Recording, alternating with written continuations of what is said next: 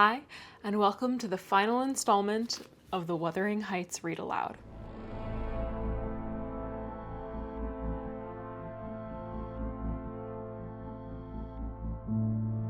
So last week we got caught up to the present moment where Mr. Lockwood and Nellie were talking. Most of the book has been Nellie and Mr. Lockwood gossiping, essentially, and hearing the whole story of Heathcliff, Cathy Jr., Linton, Edgar Linton, Hareton, Hindley, Joseph, everyone. So we're finally caught up to the present day.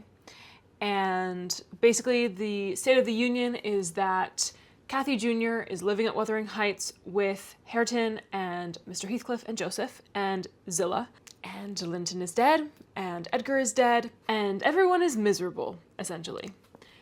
So that's where we are now. I'm so excited. Chapter 31. Yesterday was bright, calm, and frosty.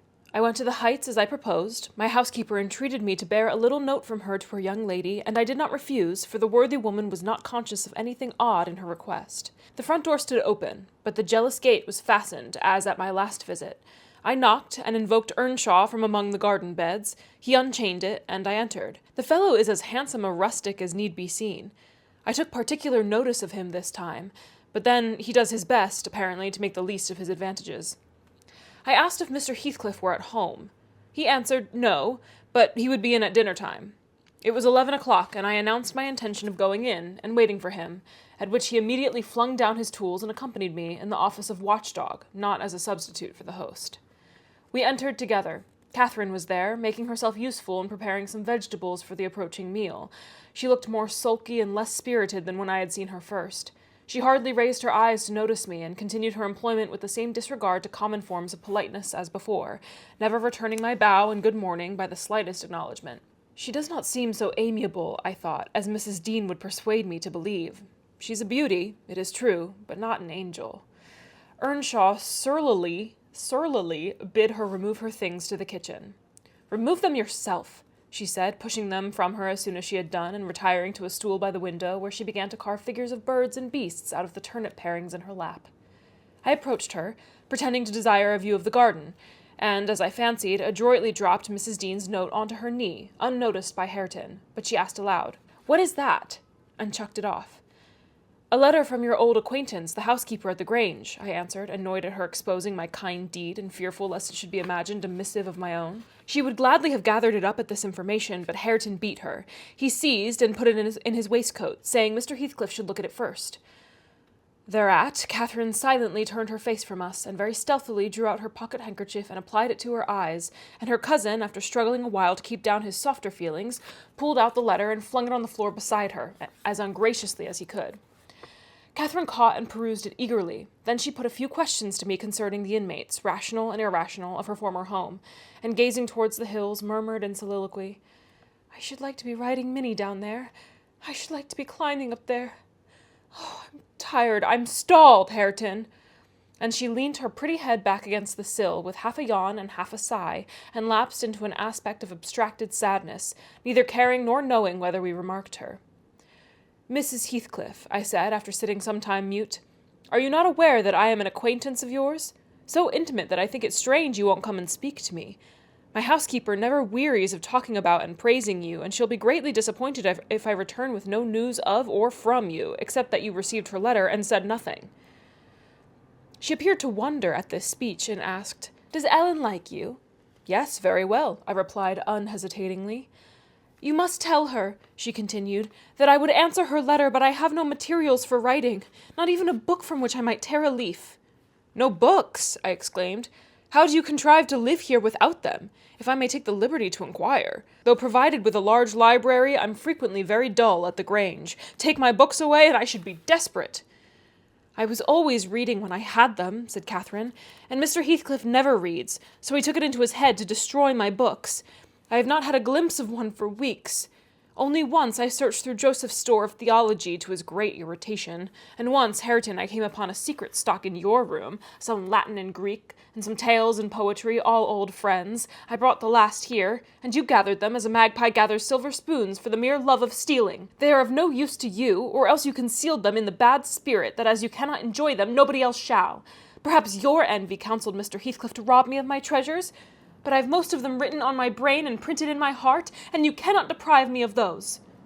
Earnshaw blushed crimson when his cousin made this revelation of his private literary accumulations, and stammered an indignant denial of her accusations. "Mr. Hareton is desirous of increasing his amount of knowledge," I said, coming to his rescue. "He is not envious, but emulous of your attainments.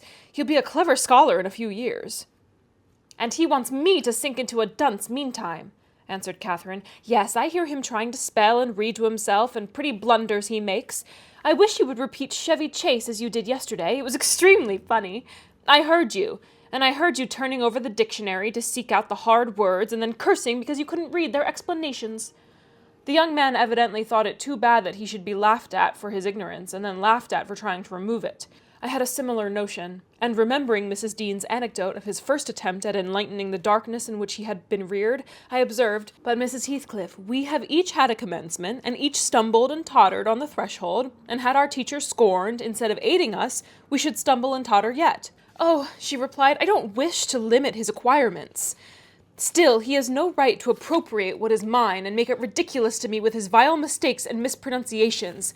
Those books, both prose and verse, were consecrated to me by other associations, and I hate to have them debased and profaned in his mouth. Besides, of all, he has selected my favorite pieces that I love the most to repeat, as if out of deliberate malice." Hareton's chest heaved in silence a minute. He labored under a severe sense of mortification and wrath, but it was no easy task to suppress. I rose, and, from a gentlemanly idea of relieving his embarrassment, took up my station in the doorway, surveying the external prospect as I stood.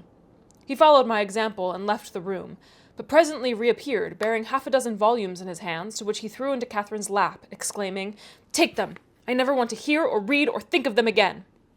"I won't have them now," she answered. "I shall connect them with you and hate them." She opened one that had obviously been often turned over, and read a portion in the drawling tone of a beginner, then laughed and threw it from her. "And listen," she continued provokingly, commencing a verse of an old ballad in the same fashion. "But his self-love would endure no further torment. I heard, and not altogether disapprovingly, a manual check given to her saucy tongue. The little wretch had done her utmost to hurt her cousin's sensitive though uncultivated feelings, and a physical argument was the only mode he had of balancing the account and repaying its effects on the inflictor."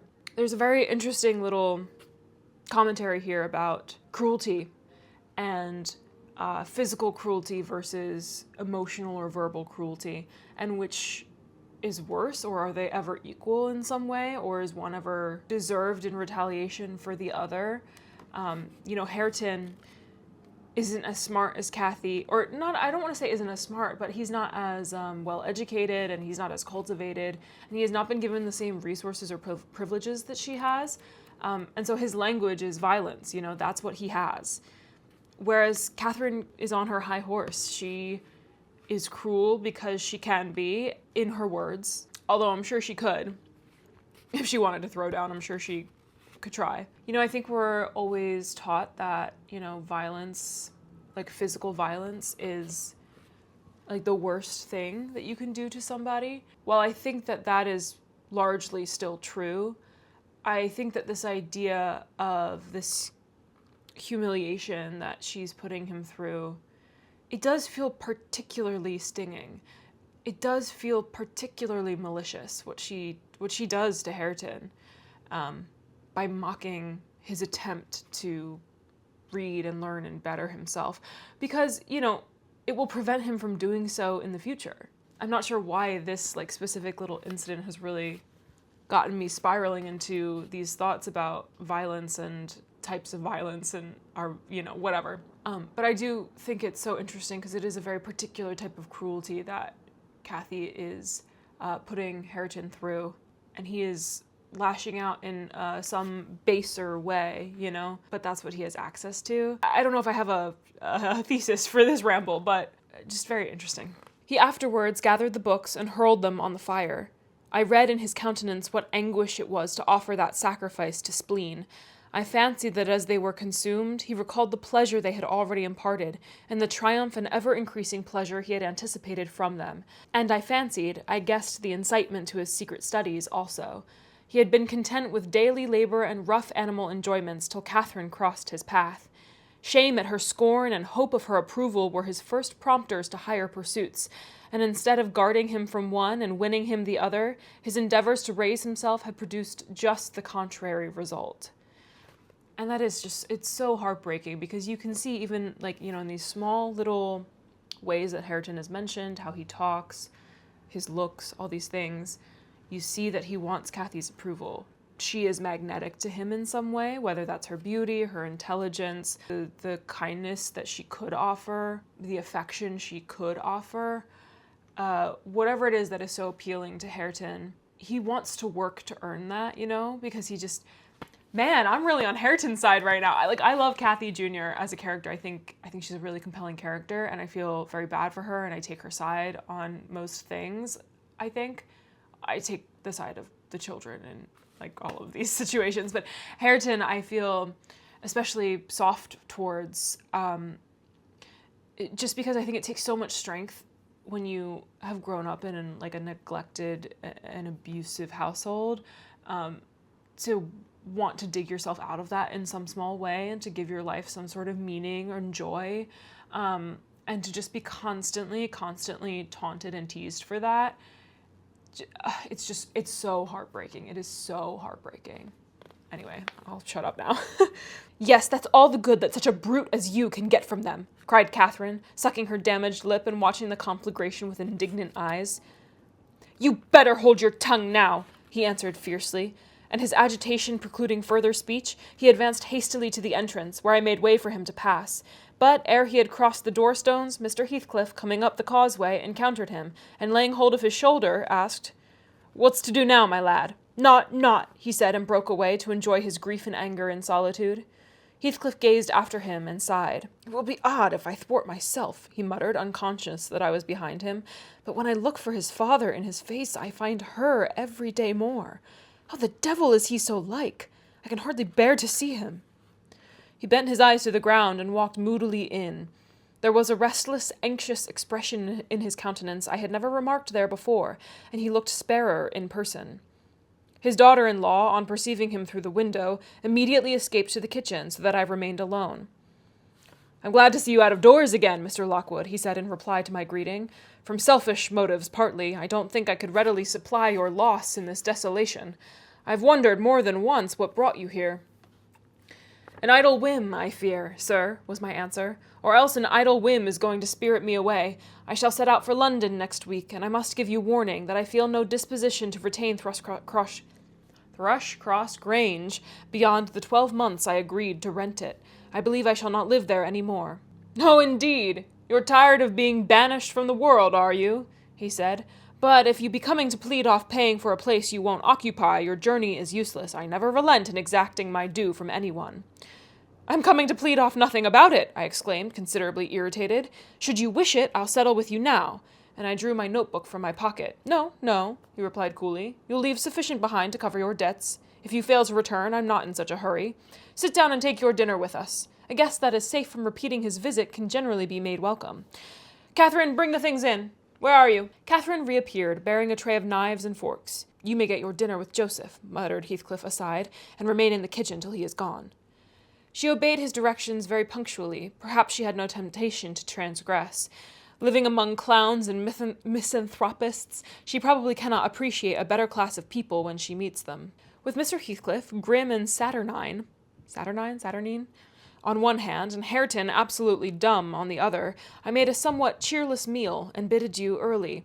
I would have departed by the back way to get a last glimpse of Catherine and annoy old Joseph, but Hareton received orders to lead up my horse, and my host himself escorted me to the door, so I could not fulfill my wish. How dreary life gets over in that house, I reflected, while riding down the road.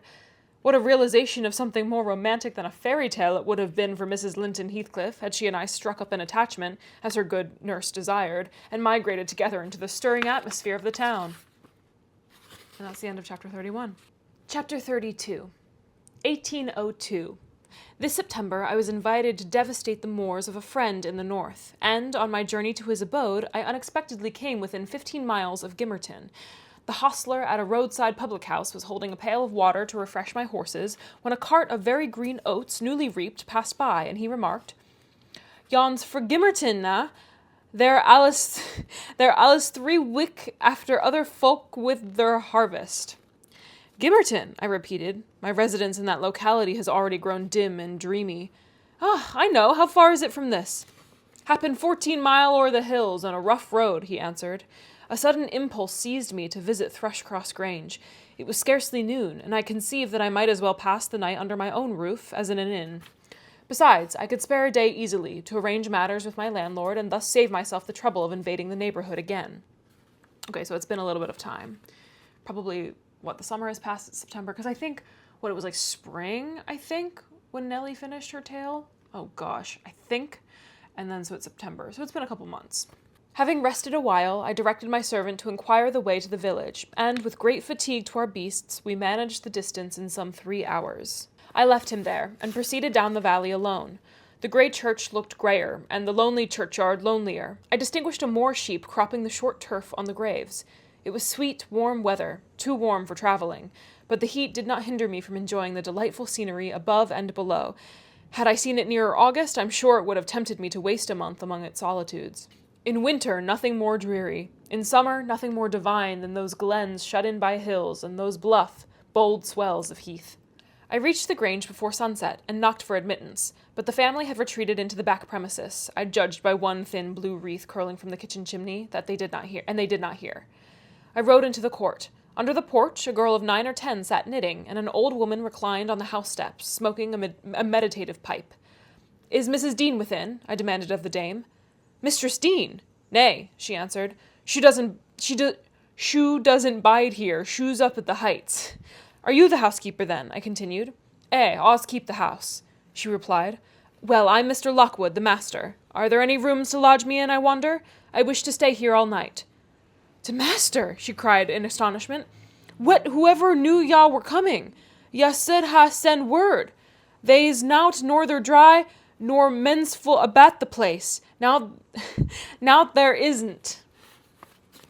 She drew down her pipe and bustled in. The girl followed, and I entered too, soon perceiving that her report was true, and moreover that I had almost upset her wits by my unwelcome apparition. I bid her be composed. I would go out for a walk, and meantime she must try to prepare a corner of a sitting-room for me to sup in, and a bedroom to sleep in. No sweeping and dusting, only good fires and dry sheets were necessary. She seemed willing to do her best, though she thrust the hearth-brush into the grates in mistake for the poker, and malappropriated several other articles of her craft. But I retired, confiding in her energy for a resting place against my return. Wuthering Heights was the goal of my proposed excursion. An afterthought brought me back when I had quitted the court. "All's well at the Heights?" I inquired of the woman. For out enow. What? She answered, scurrying away with a pan of hot cinders. I have no idea what she said. I would have asked why Mrs. Dean had deserted the Grange, but it was impossible to delay her at such a crisis, so I turned away and made my exit, rambling leisurely along with the glow of a sinking sun behind and the mild glory of a rising moon in front, one fading and the other brightening as I quitted the park and climbed the stony by-road branching off to Mr. Heathcliff's dwelling. Before I arrived in sight of it, all that remained of day was a beamless amber light along the west, but I could see every pebble on the path and every blade of grass by that splendid moon. I had neither to climb the gate nor to knock. It yielded to my hand. That is an improvement, I thought, and I noticed another, by the aid of my nostrils, a fragrance of stocks and wallflowers wafted on the air from amongst the homely fruit trees. Both doors and lattices were open, and yet, as is usually the case in a coal district, a fine red fire illumined the chimney. The comfort which the eye derives from it renders the extra heat endurable. But the house of Wuthering Heights is so large that the inmates have plenty of space for withdrawing out of its influence, and accordingly what inmates there were had stationed themselves not far from one of the windows. I could both see them and hear them talk before I entered, and looked and listened in consequence, being moved thereto by a mingled sense of curiosity and envy that grew as I lingered. "Contrary," said a voice as sweet as a silver bell. "That for the 3rd time, you dunce! I'm not going to tell you again. Recollect, or I pull your hair." "Contrary, then," answered another in deep but softened tones, "and now kiss me for minding so well." "No, read it over first correctly, without a single mistake." The male speaker began to read. He was a young man, respectably dressed, and seated at a table, having a book before him. Is that Hareton? His handsome features glowed with pleasure, and his eyes kept impatiently wandering from the page to a small white hand over his shoulder, which recalled him by a smart slap on the cheek whenever its owner detected such signs of inattention. Its owner stood behind, her light shining ringlets blending at intervals with his brown locks, and she bent to superintend his studies, and her face, it was lucky he could not see her face, or he would never have been so steady. I could, and I bit my lip in spite at having thrown away the chance I might have had of doing something besides staring at its smiting beauty. Okay, so is this Kathy and Hareton? The task was done, not free from further blunders, but the pupil claimed a reward, and received at least 5 kisses, which, however, he generously returned. Then they came to the door, and from their conversation I judged they were about to issue out and have a walk on the moors. I supposed I should be condemned in Hareton Earnshaw's heart, if not by his mouth, to the lowest pit in the infernal regions if I showed my unfortunate person in his neighbourhood then, and feeling very mean and malignant, I skulked round to seek refuge in the kitchen. What is going on? Okay. There was unobstructed admittance on that side also, and at the door sat my old friend Nellie Dean, sewing and singing a song, which was often interrupted from within by harsh words of scorn and intolerance uttered in far from musical accents. I'd rather by the half have them swearing in my lugs fra morn to neat, nor hearken ya ha-siver, said the tenant of the kitchen, in answer to an unheard speech of Nellie's. It's a blazing shame, at I cannot open to blessed book, but ya set up them glories to Satan, and all to flaysome wickedness at iver were born into to world. Oh, yara rat not, and choose another, and that poor lad'll be lost atween ye. Poor lad, he added with a groan, he's witched. I'm sartin on it. Lord judge 'em, for they's norther law nor justice among were rulers. No, or we should be sitting in flaming faggots, I suppose. Fagots, retorted the singer. But wisht, old man, and read your Bible like a Christian, and never mind me. This is Fairy Annie's wedding, a bonny tune. It goes to a dance. Mrs. Dean was about to recommence when I advanced, and recognizing me directly, she jumped to her feet, crying, "Why, bless you, Mr. Lockwood! How could you think of returning in this way? I'll shut up at Thrushcross Grange. You should have given us notice." "I've arranged to be accommodated there for as long as I shall stay," I answered. "I depart again tomorrow." "And how are you transplanted here, Mrs. Dean? Tell me that." "Zillah left, and Mr. Heathcliff wished me to come soon after you went to London, and stay till you returned. But step in, pray. Have you walked from Gimmerton this evening?" "From the Grange," I replied, "and while they make me lodging room there, I want to finish my business with your master, because I don't think of having another opportunity in a hurry."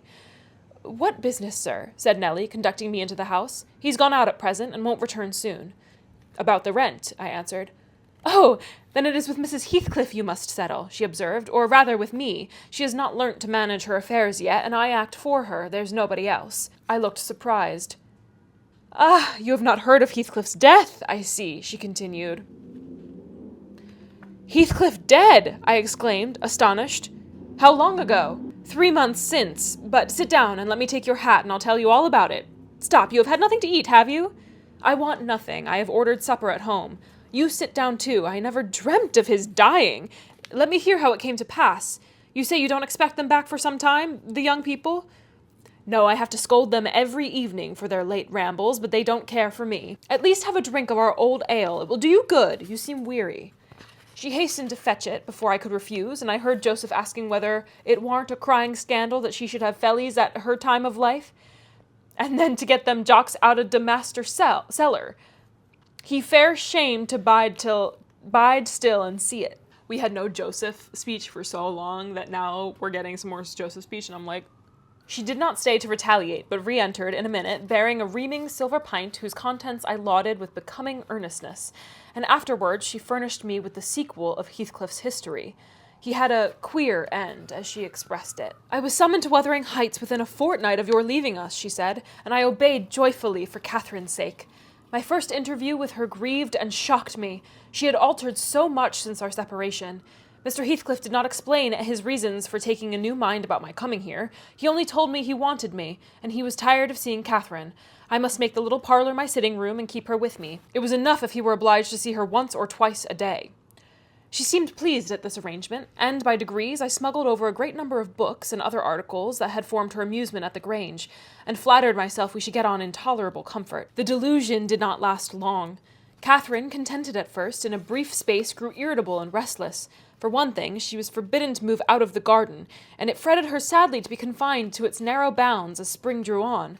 For another, in following the house, I was forced to quit her frequently, and she complained of loneliness. She preferred quarreling with Joseph in the kitchen to sitting at peace in her solitude.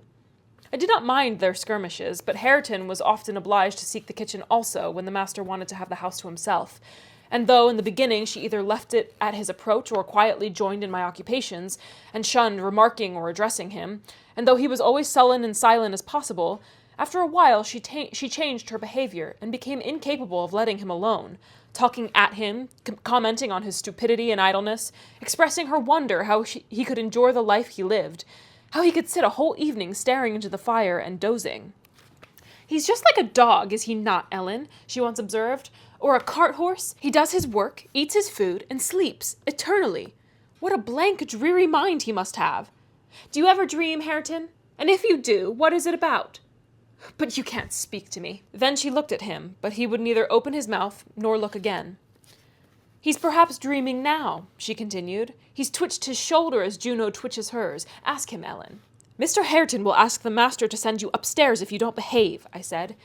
He had not only twitched his shoulder, but clenched his fist as if tempted to use it. "I know why Hareton never speaks when I am in the kitchen," she exclaimed on another occasion. "He is afraid I shall laugh at him. Ellen, what do you think? He began to teach himself to read once, and because I laughed, he burned his books and dropped it. Was he not a fool? Were not you naughty?" I said. "Answer me that." "Perhaps I was," she went on, "but I did not expect him to be so silly. Hareton, if I gave you a book, would you take it now? I'll try." She placed one she had been perusing on his hand. He flung it off and muttered if she did not give over he would break her neck. "Well, I shall put it here," she said, "in the table drawer, and I'm going to bed." Then she whispered to me to watch whether he touched it, and departed. But he would not come near it, and so I informed her in the morning, to her great disappointment. I saw she was sorry for his persevering sulkiness and indolence. Her conscience reproved her for frightening him off improving himself. She had done it effectually. But her ingenuity was at work to remedy the injury. While I ironed or pursued other stationary employments I could not well do in the parlor, she would bring some pleasant volume and read it aloud to me. When Hareton was there, she generally paused in an interesting part, and left the book lying about. That she did repeatedly.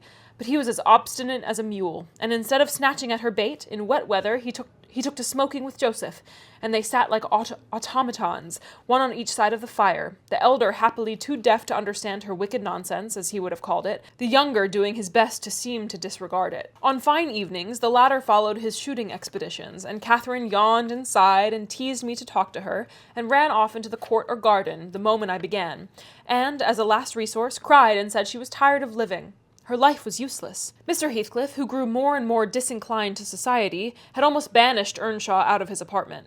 Owing to an accident at the commencement of March, he became for some days a fixture in the kitchen. His gun burst while out on the hills by himself. A splinter cut his arm, and he lost a good deal of blood before he could reach home. The consequence was that, perforce, he was condemned to the fireside and tranquillity till he made it up again. It suited Catherine to have him there. At any rate, it made her hate her room upstairs more than ever, and she would compel me to find out business below, that she might accompany me. On Easter Monday, Joseph went to Gimmerton Fair with some cattle, and in the afternoon I was busy getting up linen in the kitchen. Earnshaw sat, morose as usual, at the chimney corner, and my little mistress was beguiling an idle hour with drawing pictures on the window-panes, varying her amusement by smothered bursts of songs and whispered ejaculations and quick glances of annoyance and impatience in the direction of her cousin, who steadfastly smoked and looked into the grate. At a notice that I could not do with her no longer intercepting my light, she removed to the hearthstone. I bestowed little attention on her proceedings, but presently I heard her begin. "I found out, Hareton, that I'm glad that I should like you to be my cousin now, if you had not grown so cross to me and so rough." Hareton returned no answer. Hareton, do you hear?" she continued. "Get off with ye," he growled with uncompromising gruffness. "Let me take that pipe," she said, cautiously advancing her hand and abstracting it from his mouth. Before he could attempt to recover it, it was broken and behind the fire. He swore at her and seized another. "Stop," she cried. "You must listen to me first, and I can't speak while those clouds are floating in my face." "Will you go to the devil?" he exclaimed ferociously, "and let me be." "No," she persisted, "I won't. I can't tell what to do to make you talk to me, and you are determined not to understand. When I call you stupid, I don't mean anything. I don't mean that I despise you. Come, you shall take notice of me. Hareton, you are my cousin, and you shall own me." "I shall have naught to do with you, and your mucky pride and your damned mocking tricks," he answered. "I'll go to hell, body and soul, before I look sideways after you again. Side out of the gate, now, this minute." Catherine frowned and retreated to the window seat, chewing her lip and endeavoring, by humming an eccentric tune, to conceal a growing tendency to sob. "You should be friends with your cousin, Mr. Hareton," I interrupted, "since she repents of her sauciness. It would do you a great deal of good. It would make you another man to have her for a companion." "A companion!" he cried, "when she hates me and does not think me fit to wipe her shoon? Nay, if it made me a king, I'd not be scorned for seeking her goodwill any more." "It is not I who hate you, it is you who hate me," wept Cathy, no longer disguising her trouble. "You hate me as much as Mr. Heathcliff does, and more." "You're a damned liar," began Earnshaw. "Why have I made him angry by taking your part then 100 times? And that when you sneered at and despised me and... Go on plaguing me and I'll step in yonder and say you worried me out of the kitchen." "I didn't know you took my part," she answered, drying her eyes, "and I was miserable and bitter at everybody. But now I thank you and beg you to forgive me. What can I do besides?" She returned to the hearth and frankly extended her hand. He blackened and scowled like a thundercloud and kept his fists resolutely clenched and his gaze fixed on the ground. Catherine, by instinct, must have divined it was obdurate perversity and not dislike that prompted this dogged conduct, for, after remaining an instant undecided, she stooped and impressed on his cheek a gentle kiss. The little rogue thought I had not seen her, and drawing back, she took her former station by the window quite demurely. I shook my head reprovingly, and then she blushed and whispered, "Well, what should I have done, Ellen? He wouldn't shake hands, and he wouldn't look. I must show him some way that I like him, that I want to be friends." Whether the kiss convinced Hareton, I cannot tell. He was very careful for some minutes that his face should not be seen, and when he did raise it, he was sadly puzzled where to turn his eyes.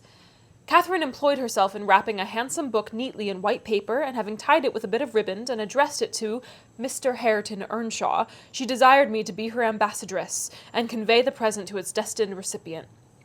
"And tell him if he'll take it, I'll come and teach him to read it right," she said, "and if he refuse it, I'll go upstairs and never tease him again." I carried it and repeated the message, anxiously watched by my employer. Hareton would not open his fingers, so I laid it on his knee. He did not strike it off, either. I returned to my work. Catherine leaned her head and arms on the table till she heard the slight rustle of the covering being removed. Then she stole away and quietly seated herself beside her cousin. He trembled, and his face glowed. All his rudeness and all his surly harshness had deserted him. He could not summon courage, at first, to utter a syllable in reply to her questioning look and her murmured petition. "Say you forgive me, Hareton, do. You can make me so happy by speaking that little word." He muttered something inaudible. "And you'll be my friend?" added Catherine, interrogatively. "Nay, you'll be ashamed of me every day of your life," he answered. "And the more you know me, and I cannot bide it." "So you won't be my friend?" she said, smiling as sweet as honey and creeping a close up. I overheard no further distinguishable talk, but on looking round again I perceived 2 such radiant countenances bent over the page of the accepted book that I did not doubt the treaty had been ratified on both sides, and the enemies were, thenceforth, sworn allies. Huzzah! I didn't think there was going to be anything happy that happened. Is there going to be a happy ending to Wuthering Heights? Wait a second. I know they're cousins or whatever, but at this rate, everyone's related, so. The work they studied was full of costly pictures, and those, in their position, had charm enough to keep them unmoved till Joseph came home. He, poor man, was perfectly aghast at the spectacle of Catherine seated on the same bench with Hareton Earnshaw, leaning her hand on his shoulder, and confounded at his favourite's endurance of her proximity. It affected him too deeply to allow an observation on the subject that night. His emotion was only revealed by the immense sighs he drew as he solemnly spread his large Bible on the table and overlaid it with dirty banknotes from his pocketbook, the produce of the day's transactions. At length he summoned Hareton from his seat. "Take these into t' master, lad," he said, "and bide there. Oz gang up to my own Rome. This hoyle's norther mensful nor seemly for us. We mun side at, and search another. Come, Catherine, I said, we must side out too. I've done my ironing. Are you ready to go? It is not 8 o'clock, she answered, rising unwillingly. Hareton, I'll leave this book upon the chimney-piece, and I'll bring some more tomorrow. Ony books that ya leave, I shall take into the house, said Joseph, and it'll be mitch if ya find 'em again. So ye mun plaze yourseln. Cathy threatened that his library should pay for hers, and, smiling as she passed Hareton, went singing upstairs, lighter of heart, I venture to say, than ever she had been under that roof before, except perhaps during her earlier visits to Linton. The intimacy thus commenced grew rapidly, though it encountered temporary interruptions. Earnshaw was not to be civilized with a wish, and my young lady was no philosopher, and no paragon of patience. But both their minds tending to the same point, one loving and desiring to esteem, and the other loving and desiring to be esteemed, they contrived in the end to reach it. You see, Mr. Lockwood, it was easy enough to win Mrs. Heathcliff's heart. But now I'm glad you did not try. The crown of all my wishes will be the union of those two. I shall envy no one on their wedding day. There won't be a happier woman than myself in England. That's the end of chapter 32. Chapter 33. On the morrow of that Monday, Earnshaw being still unable to follow his ordinary employments, and therefore remaining about the house, I speedily found it would be impracticable to retain my charge beside me as heretofore. She got downstairs before me, and out into the garden, where she had seen her cousin performing some easy work, and when I went to bid them come to breakfast, I saw she had persuaded him to clear a large space of ground from currant and gooseberry bushes, and they were busy planning together an importation of plants from the Grange. I was terrified at the devastation which had been accomplished in a brief half-hour. The blackcurrant trees were the apple of Joseph's eye, and she had just fixed her choice of a flower-bed in the midst of them. "There, that will be all shown to the master," I exclaimed, "the minute it is discovered. And what excuse have you to offer for taking such liberties with the garden? We shall have a fine explosion on the head of it. See if we don't. Mr. Hareton, I wonder you should have no more wit than to go and make that mess at her bidding." "I'd forgotten they were Joseph's," answered Earnshaw, rather puzzled, "but I'll tell him I did it." We always ate our meals with Mr. Heathcliff. I held the mistress's post in making tea and carving, so I was indispensable at table. Catherine usually sat by me, but today she stole nearer to Hareton, and I presently saw she would have no more discretion in her friendship than she had in her hostility. "Now mind you don't talk with and notice your cousin too much," were my whispered instructions as we entered the room. "It will certainly annoy Mr. Heathcliff, and he'll be mad at you both." "I'm not going to," she answered. The minute after, she had sidled to him, and was sticking primroses in his plate of porridge. Nice. Discreet. He dared not speak to her there. He dared hardly look, and yet she went on teasing till he was twice on the point of being provoked to laugh, and I frowned, and then she glanced towards the master, whose mind was occupied on other subjects than his company, as his countenance evinced, and she grew serious for an instant, scrutinizing him with deep gravity. Afterwards she turned and recommenced her nonsense. At last Hareton uttered a smothered laugh. Mr. Heathcliff started. His eye rapidly surveyed our faces. Catherine met it with her accustomed look of nervousness, and yet defiance, which he abhorred. "It is well you are out of my reach," he exclaimed. "What fiend possesses you to stare back at me continually with those infernal eyes? Down with them! And don't remind me of your existence again. I thought I had cured you of laughing." "It was me," muttered Hareton. "What do you say?" demanded the master. Hareton looked at his plate and did not repeat the confession. Mr. Heathcliff looked at him a bit, then silently resumed his breakfast and his interrupted musing. We had nearly finished, and the two young people prudently shifted wider asunder, so I anticipated no further disturbance during that sitting, when Joseph appeared at the door, revealing by his quivering lip and furious eyes that the outrage committed on his precious shrubs was detected. He must have seen Cathy and her cousin about the spot before he examined it, for while his jaws worked like those of a cow chewing its cud and rendered his speech difficult to understand, he began, "I mun have my wage, and I mun go. I had aimed to do where I'd sarved for 60 year, and I thought I'd lug my books up into garret, and all my bits o' stuff, and they should have kitchen to theirseln, for to sake o' quietness. It were hard to gie up my own hearthstone, but I thought I could do that. But na, shoes ta'en my garden from me, and by the heart, Master, I cannot stand it. Ye mun bend to the yoke, and ye will. I known used to, and an odd man doesn't soon get used to new bargains. I'd rather earn my bite and my sup with a hammer in the road. Okay, so I think, and I'll have a translation on screen, I think he's saying, like, I was content to take all my stuff and go up to my room and let them have, you know, the drawing room or wherever the hearth is. And I'd let them do that and it'd be fine, but this is a step too far.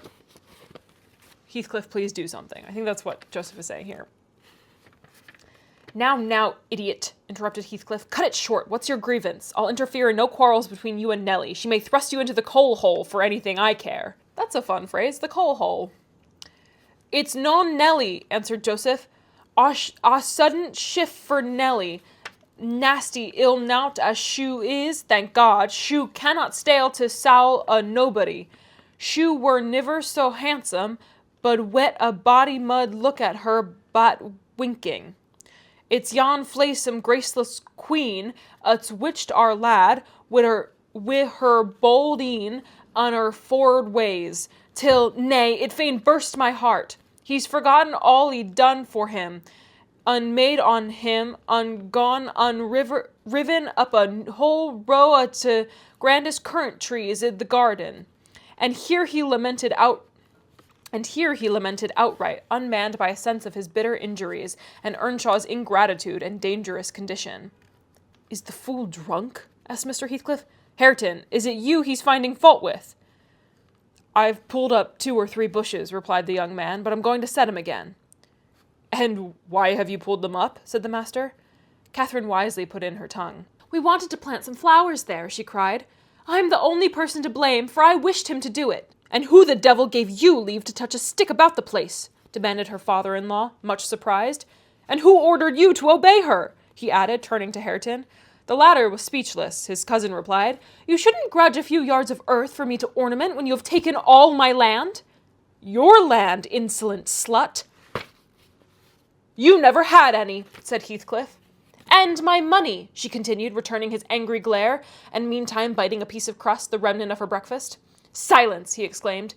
Get done and begone. And Hareton's land, and his money, pursued the reckless thing. Hareton and I are friends now, and I shall tell him all about you.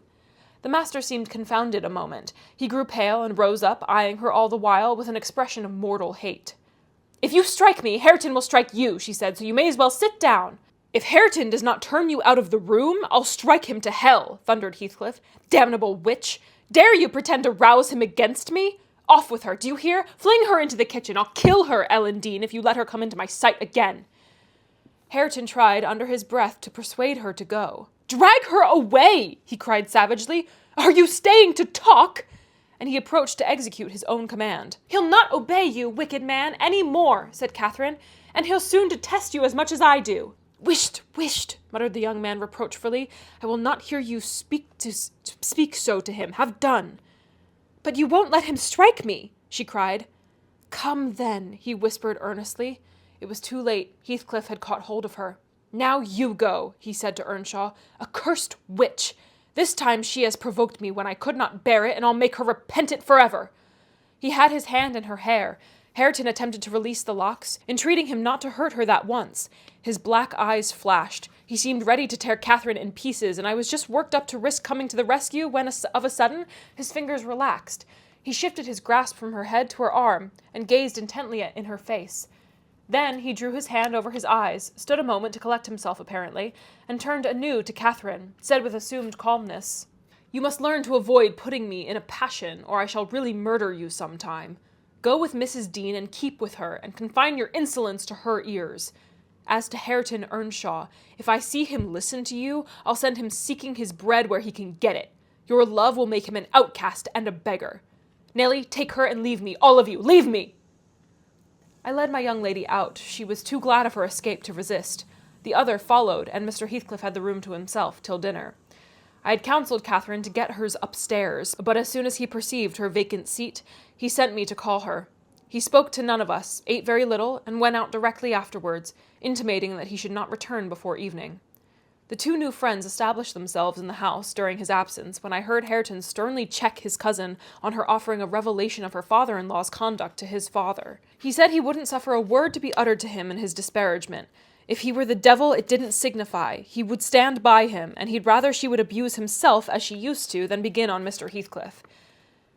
Catherine was waxing cross at this, but he found means to make her hold her tongue by asking how she would like him to speak ill of her father, and then he comprehended that Earnshaw took the master's reputation home to himself, and was attached by ties stronger than reason could break, chains forged by habit, which it would be cruel to attempt to loosen. She showed a good heart thenceforth in avoiding both complaints and expressions of antipathy concerning Heathcliff, and confessed to me her sorrow that she had endeavoured to raise a bad spirit between him and Hareton. Indeed, I don't believe she had ever breathed a syllable in the latter's hearing against her oppressor since. When this slight disagreement was over, they were thick again, and as busy as possible in their several occupations of pupil and teacher. I came in to sit with them, after I had done with my work, and I felt so soothed and comforted to watch them that I did not notice how time got on. You know, they both appeared in a measure my children. I had long been proud of one, and now I was sure the other would be a source of equal satisfaction.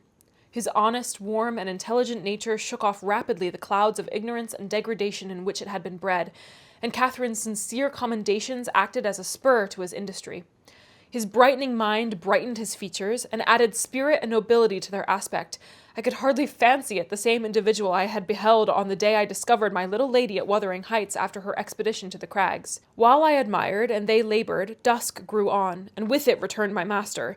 He came upon us quite unexpectedly, entering by the front way, and had a full view of the whole three ere we could raise our heads to glance at him. Well, I reflected, there was never a pleasanter or more harmless sight, and it will be a burning shame to scold them.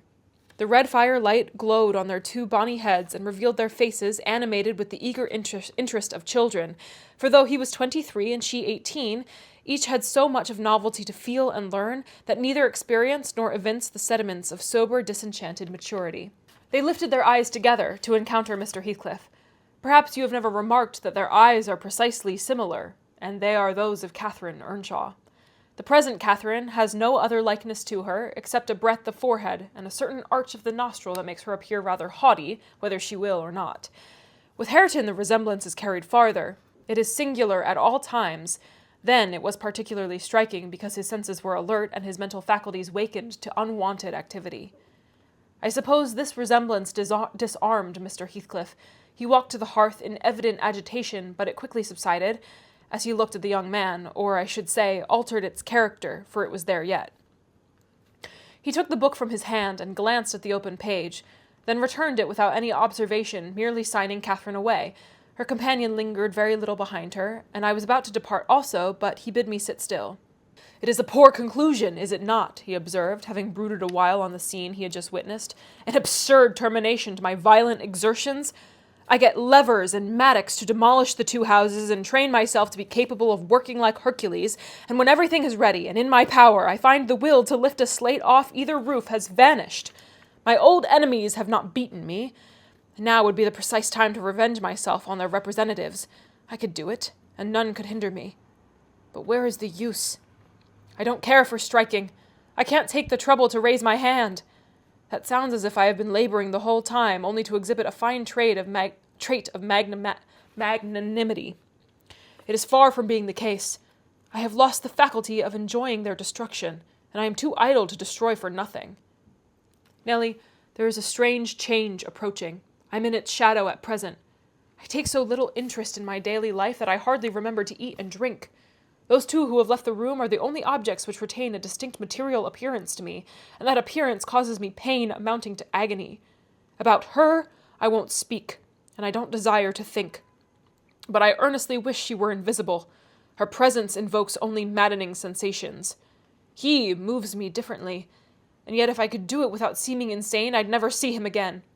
You'll perhaps think me rather inclined to become so, he added, making an effort to smile, if I try to describe the 1,000 forms of past associations and ideas he awakens or embodies. But you'll not talk of what I tell you, and my mind is so eternally secluded in itself, it is tempting at last to turn it out to another. 5 minutes ago, Hareton seemed a personification of my youth, not a human being. I felt to him in such a variety of ways that it would have been impossible to have accosted him rationally. In the first place, his startling likeness to Catherine connected him fearfully with her. That, however, which you may suppose the most potent to arrest my imagination, is actually the least, for what is not connected with her to me? And what does not recall her? I cannot look down to this floor, but her features are shaped on the flags. In every cloud, in every tree, filling the air at night and caught by glimpses in every object, by day I am surrounded with her image. The most ordinary faces of men and women, my own features, mock me with a resemblance. The entire world is a dreadful collection of memoranda that she did exist, and that I have lost her. Well, Hareton's aspect was the ghost of my immortal love, of my wild endeavors to hold my right, my degradation, my pride, my happiness, and my anguish. But it is frenzy to repeat these thoughts to you, only it will let you know why, with a reluctance to be always alone, his society is no benefit, rather an aggravation of the constant torment I suffer, and it partly contributes to render me regardless how he and his cousin go on together. I can give them no attention any more. But what do you mean by a change, Mr. Heathcliff? I said, alarmed at his manner, though he was neither in danger of losing his senses nor dying. According to my judgment, he was quite strong and healthy, and as to his reason, from childhood he had a delight in dwelling on dark things and entertaining odd fancies. He might have had a monomania on the subject of his departed idol, but on every other point his wits were as sound as mine. I shall not know that till it comes, he said. I'm only half conscious of it now. You have no feeling of illness, have you? I asked. No, Nellie, I have not. Then you are not afraid of death, I pursued. Is he going to kill himself? Afraid? No, he replied, I have neither a fear nor a presentiment nor a hope of death. Why should I? With my hard constitution and temperate mode of living and unperilous occupations, I ought to, and probably shall, remain above ground till there is scarcely a black hair on my head. And yet I cannot continue in this condition. I have to remind myself to breathe, almost to remind my heart to beat. And it is like bending back a stiff spring. It is by compulsion that I do the slightest act not prompted by one thought, and by compulsion that I notice anything alive or dead which is not associated with one universal idea. I have a single wish, and my whole being and faculties are yearning to attain it. They have yearned towards it so long and so unwaveringly that I am convinced it will be reached, and soon, because it has devoured my existence. I am swallowed in the anticipation of its fulfillment. My confessions have not relieved me, but they may account for some otherwise unaccountable phases of humor which I show. Oh God, it is a long fight. I wish it were over. He began to pace the room, muttering terrible things to himself, till I was inclined to believe, as he said Joseph did, that conscience had turned his heart to an earthly hell. I wondered greatly how it would end. Though he seldom before had revealed this state of mind, even by looks, it was his habitual mood, I had no doubt. He asserted it himself, but not a soul from his general bearing would have conjectured the fact. You did not when you saw him, Mr. Lockwood, and at the period of which I speak, he was just the same as then, only fonder of continued solitude and perhaps still more laconic in company. That's the end of chapter 33. Guys, this is the last chapter of Wuthering Heights. It's like a 4+ month journey that we're concluding. I'm so excited. Okay, chapter 34. For some days after that evening, Mr. Heathcliff shunned meeting us at meals, yet he would not consent formally to exclude Hareton and Cathy. He had an aversion to yielding so completely to his feelings, choosing rather to absent himself, and eating once in 24 hours seemed sufficient sustenance for him. One night, after the family were in bed, I heard him go downstairs and out at the front door. I did not hear him re-enter, and in the morning I found he was still away. We were in April then. The weather was sweet and warm, the grass as green as showers and sun could make it, and the 2 dwarf apple trees near the southern wall in full bloom.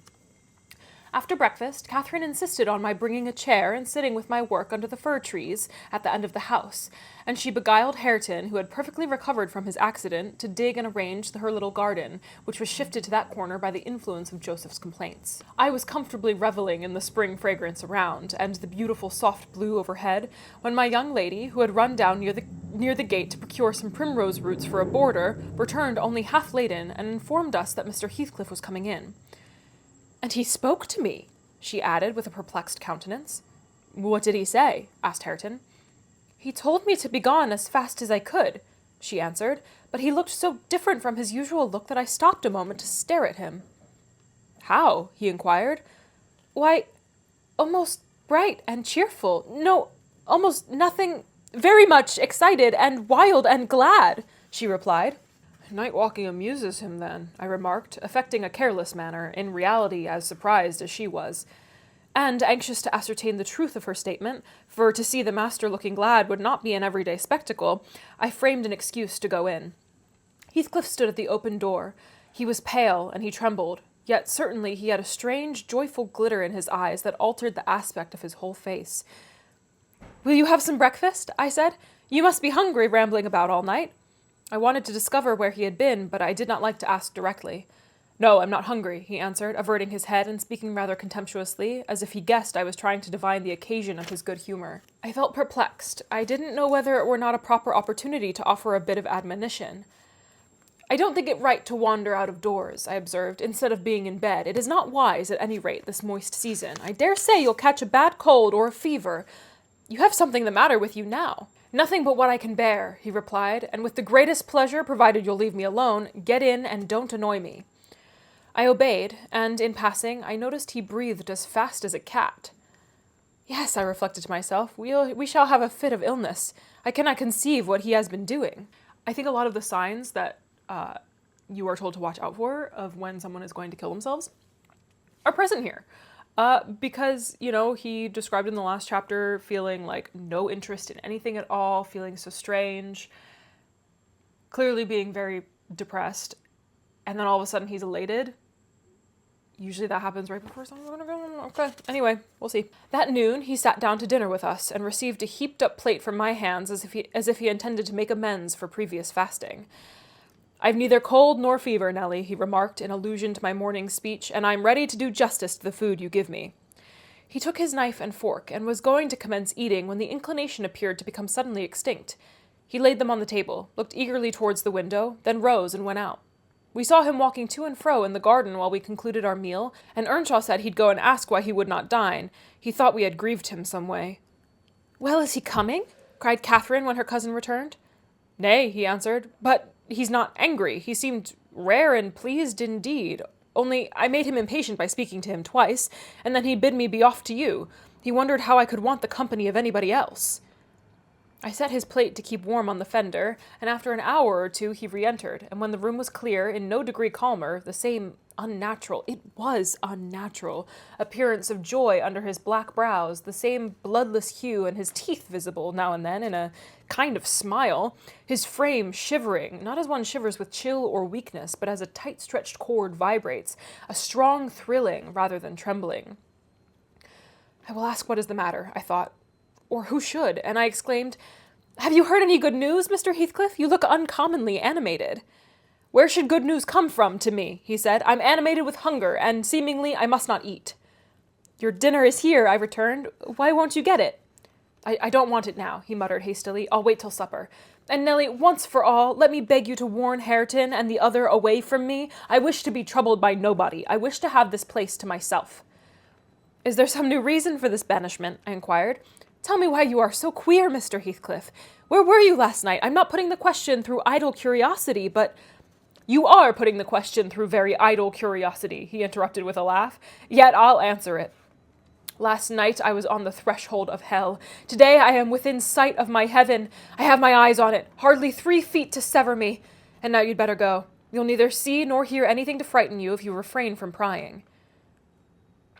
Having swept the hearth and wiped the table, I departed more perplexed than ever. He did not quit the house again that afternoon, and no one intruded on his solitude till, at 8 o'clock, I deemed it proper, though unsummoned, to carry a candle and his supper to him. He was leaning against the ledge of an open lattice, but not looking out. His face was turned to the interior gloom. The fire had smoldered to ashes, the room was filled with the damp, mild air of the cloudy evening, and so still that not only the murmur of the beck down Gimmerton was distinguishable, but its ripples and its gurgling over the pebbles, or through the large stones which it could not cover. I uttered an ejaculation of discontent at seeing the dismal grate, and commenced shutting the casements one after another till I came to his. Must I close this? I asked in order to rouse him, for he would not stir. The light flashed on his features as I spoke. Oh, Mr. Lockwood, I cannot express what a terrible start I got by the momentary view. Those deep black eyes, that smile and ghastly paleness. It appeared to me not Mr. Heathcliff, but a goblin, and in my terror I let the candle bend towards the wall, and it left me in darkness. Yes, close it, he replied in his familiar voice. There, that is pure awkwardness. Why did you hold the candle horizontally? Be quick, and bring another. I hurried out in a foolish state of dread, and said to Joseph, The master wishes you to take him a light and rekindle the fire, for I dared not go in myself again just then. Joseph rattled some fire into the shovel and went, but he brought it back immediately, with the supper tray in his other hand, explaining that Mr. Heathcliff was going to bed, and he wanted nothing to eat till morning. We heard him mount the stairs directly. He did not proceed to his ordinary chamber, but turned into that with the panelled bed. Its window, as I mentioned before, is wide enough for anybody to get through, and it struck me that he plotted another midnight excursion, which we had no suspicion of. Is he a ghoul or a vampire? I mused. I had read of such hideous incarnate demons, and then I set myself to reflect how I had tended him in infancy, and watched him grow to youth, and followed him almost through his whole course, and what absurd nonsense it was to yield to that sense of horror. But where did he come from, the little dark thing, harbored by a good man to his bane? Muttered superstition, as I dozed into unconsciousness. And then I began, half dreaming, to weary myself with imagining some fit of parentage for him, and repeating my waking meditations. I tracked his existence over again, with grim variations, at last picturing his death and funeral, of which all I can remember is being exceedingly vexed at having the task of dictating an inscription for his monument and consulting the sexton about it. And as he had no surname and we could not tell his age, we were obliged to content ourselves with the single word, Heathcliff. That came true. We were. If you enter the kirkyard, you'll read on his headstone only that, and the date of his death. Dawn restored me to common sense. I rose and went into the garden as soon as I could see, to ascertain if there were any footmarks under his window. There were none. He has stayed at home, I thought, and he'll be all right today.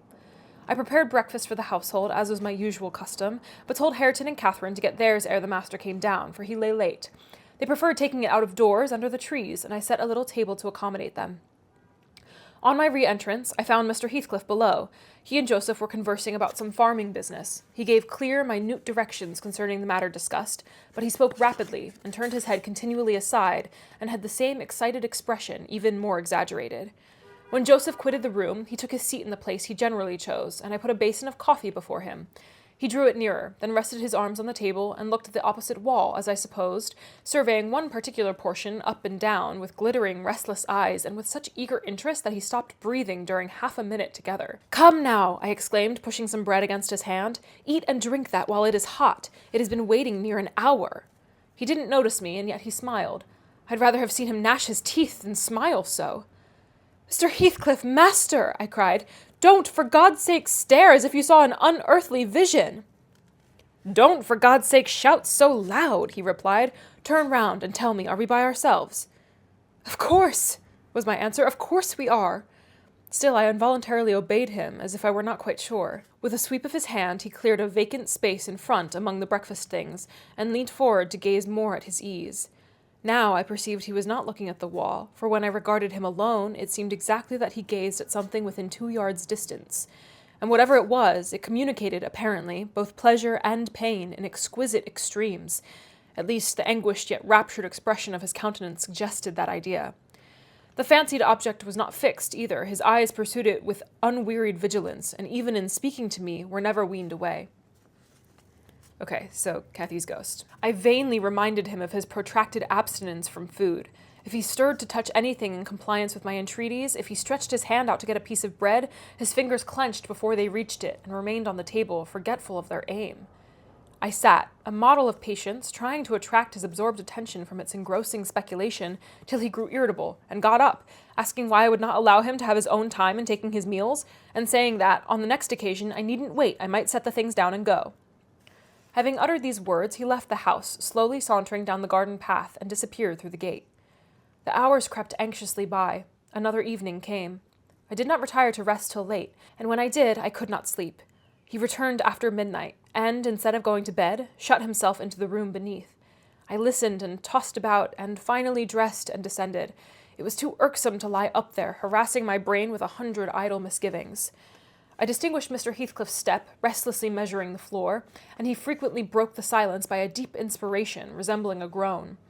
He muttered detached words also. The only one I could catch was the name Catherine, coupled with some wild term of endearment or suffering, and spoken as one would speak to a person present, low and earnest and wrung from the depth of his soul. I had not courage to walk straight into the apartment, but I desired to divert him from his reverie, and therefore fell foul of the kitchen fire, stirred it, and began to scrape the cinders. It drew him forth sooner than I expected. He opened the door immediately and said, "Nellie, come here. Is it morning? Come in with your light." "It is striking 4, I answered. "You want a candle to take upstairs? You might have lit one at this fire." "No, I don't wish to go upstairs," he said. "Come in and kindle me a fire and do anything there is to do about the room." "I must blow the coals red first before I can carry any," I replied, getting a chair and the bellows. He roamed to and fro, meantime, in a state approaching distraction, his heavy sighs succeeding each other so thick as to leave no space for common breathing between. "When day breaks, I'll send for Green," he said. "I wish to make some legal inquiries of him while I can bestow a thought on those matters, and while I can act calmly. I have not written my will yet, and how to leave my property I cannot determine. I wish I could annihilate it from the face of the earth." "I would not talk so, Mr. Heathcliff," I interposed. "Let your will be a while. You'll be spared to repent of your many injustices yet. I never expected that your nerves would be disordered. They are, at present, marvelously so, however, and almost entirely through your own fault. The way you've passed these 3 last days might knock up a Titan. Do take some food and some repose. You need only look at yourself in a glass to see how you require both. Your cheeks are hollow and your eyes bloodshot like a person starving with hunger and going blind with loss of sleep." "It is not my fault I cannot eat or rest," he replied. "I assure you it is through no settled designs. I'll do both as soon as I possibly can. But you might as well bid a man struggling in the water rest within arm's length of the shore. I must reach it first, and then I'll rest. Well, never mind, Mr. Green. As to repenting of my injustices, I've done no injustice, and I repent of nothing. I'm too happy, and yet I'm not happy enough. My soul's bliss kills my body, but does not satisfy itself." "Happy, master," I cried. "Strange happiness. If you would hear me without being angry, I might offer some advice that would make you happier."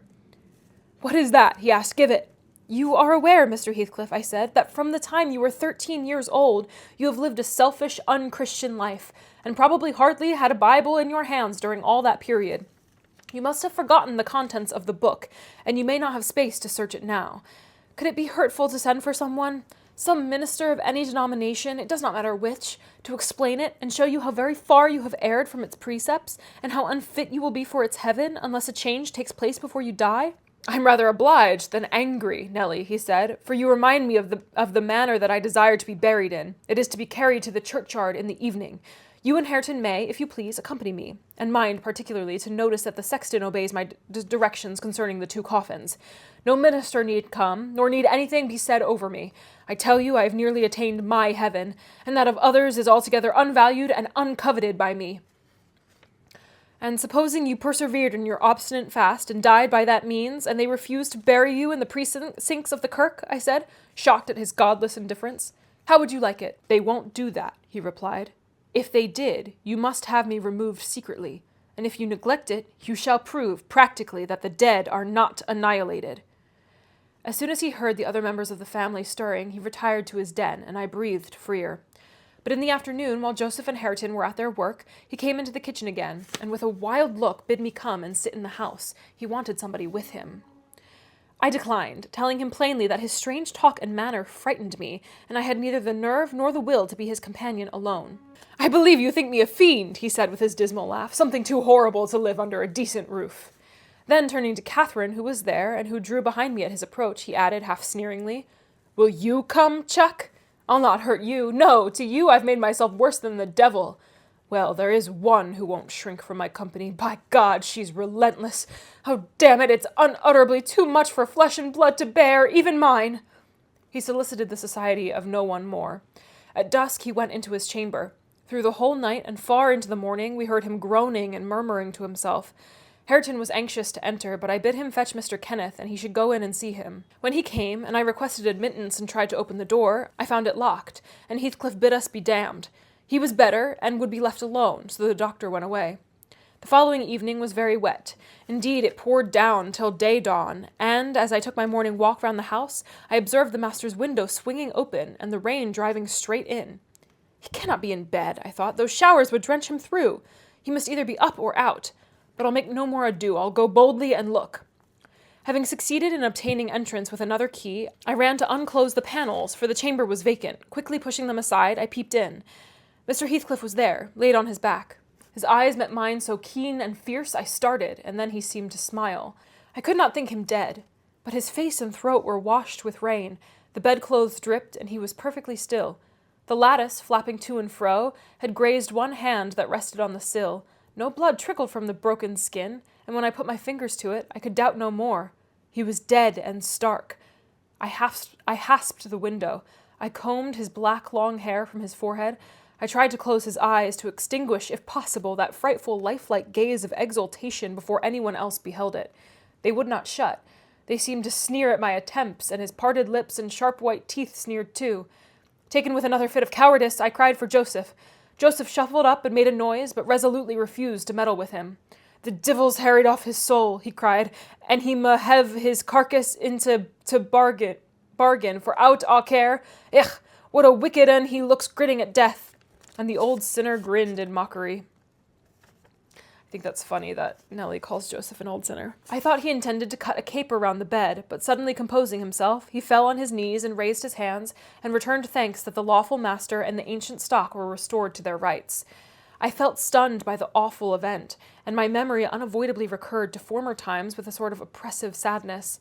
But poor Hareton, the most wronged, was the only one that really suffered much. He sat by the corpse all night, weeping in bitter earnest. He pressed its hand and kissed the sarcastic, savage face that everyone else shrank from contemplating, and bemoaned him with that strong grief which springs naturally from a generous heart, though it be tough as tempered steel. Kenneth was perplexed to pronounce of what disorder the master died. I concealed the fact of his having swallowed nothing for 4 days, fearing it might lead to trouble, and then I am persuaded he did not abstain on purpose. It was the consequence of his strange illness, not the cause. We buried him, to the scandal of the whole neighbourhood, as he had wished. Earnshaw and I, the sexton, and 6 men to carry the coffin, comprehended the whole attendance. The 6 men departed when they had let it down into the grave. We stayed to see it covered. Hareton, with a streaming face, dug green sods, and laid them over the brown mould himself. At present it is as smooth and verdant as its companion mounds, and I hope its tenants sleep as soundly. But the country folks, if you asked them, would swear on their Bible that he walks. There are those who speak of having met him near the church and on the moor, and even within this house. Idle tales, you'll say, and so say I. Yet that old man by the kitchen fire affirms he has seen 2 on 'em looking out of his chamber window on every rainy night since his death. And an odd thing happened to me about a month ago. I was going to the Grange one evening, a dark evening threatening thunder, and just at the turn of the heights I encountered a little boy with a sheep and 2 lambs before him. He was crying terribly, and I supposed the lambs were skittish and would not be guided.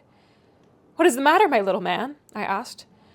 "They's Heathcliff and a woman yonder under de nab," he blubbered, "and I'll darn it pass 'em." I saw nothing, but neither the sheep nor he would go on, so I bid him take the road lower down. He probably raised the phantoms from thinking, as he traversed the moors alone, on the nonsense he had heard his parents and companions repeat. Yet still, I don't like being out in the dark, now, and I don't like being left by myself in this grim house. I cannot help it. I shall be glad when they leave it, and shift to the Grange. "They are going to the Grange, then?" I said. "Yes," answered Mrs. Dean, "as soon as they are married, and that will be on New Year's Day." "And who will live here, then?" "Why, Joseph will take care of the house, and perhaps a lad to keep him company. They will live in the kitchen, and the rest will be shut up, for the use of such ghosts as choose to inhabit it," I observed. "No, Mr. Lockwood," said Nellie, shaking her head. "I believe the dead are at peace, but it is not right to speak of them with levity." At that moment the garden gate swung to. The ramblers were returning. "They are afraid of nothing," I grumbled, watching their approach through the window. Together they would brave Satan and all his legions. As they stepped onto the door-stones and halted to take a last look at the moon, or more correctly at each other by her light, I felt irresistibly impelled to escape them again, and pressing a remembrance into the hand of Mrs. Dean, and disregarding her expostulations at my rudeness, I vanished through the kitchen as they opened the house door, and so should have confirmed Joseph in his opinion of his fellow servants' gay indiscretions had he not fortunately recognized me for a respectable character by the sweet ring of a sovereign at his feet. My walk home was lengthened by a diversion in the direction of the kirk. When beneath its walls I perceived decay had made progress, even in 7 months. Many a window showed black gaps deprived of glass, and slates jutted off here and there beyond the right line of the roof, to be gradually worked off in coming autumn storms. I sought, and soon discovered, the 3 headstones on the slope next to the moor, the middle one grey and half buried in heath, Edgar Linton's only harmonized by the turf, and the moss creeping up its foot. Heathcliff's still bare. I lingered round them, under that benign sky, watching the moths fluttering among the heath and harebells, listened to the soft wind breathing through the grass, and wondered how anyone could ever imagine unquiet slumbers for the sleepers in that quiet earth. And that's the end of Wuthering Heights. Wow. Okay, so that last section, I was talking to my partner about this because before this last section, I was really having trouble figuring out what the hell this book was trying to say, or like what it was all signifying, or what Emily was trying to do. And that last section actually really kind of threw light onto everything for me. I have heard that one of the themes that people ascribe to this book, and is a theme of Gothic literature in general, is kind of a disruption of the natural order of things, and then like a return to it. You see that in Frankenstein a ton, where when the natural order is disrupted, something, like everything goes wrong. In Frankenstein, Victor tries to play God, essentially. And it, nothing goes well until that end. They both have to die, essentially. I mean, Joseph says it at the end, or Joseph, there's something about Joseph, like, being happy that, like, the natural order is restored, in that Hareton will own Wuthering Heights again, and it's, like, returned to its rightful owner, as opposed to Heathcliff, the, like, usurper. And I actually think that is a red herring. Or maybe that's not the right word for it. That, like, the idea of, like, the natural order being overturned is, like, the evil, and the natural order being restored is the good. I think that theme is correct. But I don't think it's about Heathcliff dying. I think it's actually about letting love flourish. We saw how Catherine and Heathcliff were torn apart by so many different forces. And I think that is actually the natural order that was upset. And it was only restored by Hareton and Catherine. Because I think things started to change once Hareton and Catherine became friends. That's when Heathcliff started seeing stuff. That's when he started dying. I think that was the writing of the natural order, because the natural order of the world is love. The natural order of the world is kindness and expansion and growth. And when that was trampled and stifled in Heathcliff and Catherine's love story at the beginning, that is when things started to go wrong. And that's like my optimistic interpretation of this book, I think. Just like on first pass, I'm obviously gonna read around the book a lot and come to my own conclusions and do some more research and hear what people have to say and what literary analysis and critique says about it. But that's kind of my just like gut reaction to this book of like, it is not natural for children to be abused, and it is not natural for children to be isolated and treated poorly. And that is the unnatural thing. I think that, because there's an ungenerous reading where it's like a very white supremacist take of like the natural order is, and a classist take too, where like Heathcliff upset the natural order and only through his death can the order be restored through, this like wealthy white family, like regaining their property and stuff. But that really doesn't resonate with me as what this book is trying to say, nor do I think that it would be so beloved for so long if that was the case. I think what's a lot more universal, a lot more compelling, a lot more beautiful is the idea that the natural order that was broken was this child of Heathcliff being abused. And it is only through Hareton, who is a proxy for Heathcliff. Emily Bronte is saying that a lot throughout the book, that Hareton and Heathcliff are a lot more alike. It is only through Hareton being allowed to grow and love and develop that the natural order can be restored and Heathcliff can be at peace. I don't think it's like about race and class so much that it's more about that than it is about like the child abuse and death and grief, but I do think that she is making some subtle points about how someone like Heathcliff was treated and what that can lead to, and how that is not the way forward, and how that is like a warning. It's very Romeo and Juliet, you know? The ending is what makes this book marvelous to me. Like, that ending was fabulous. I'm really taken with it. So if you have stayed with me through this whole journey, thank you. We did it. Heck yeah. I'm gonna be releasing another video in the coming weeks about my thoughts and maybe synthesizing some research and crit that I've read. But for now, I'm gonna take like a little bit of a break. I might have another different unrelated video to Wuthering Heights coming out soon. Yeah, thank you for reading with me. Thank you for coming along for the journey. Again, I will have one more video in the Wuthering Heights series. I'm not sure when it's gonna come out because this is a lot to think about, but thank you so much for tuning in to the Wuthering Heights Read Aloud.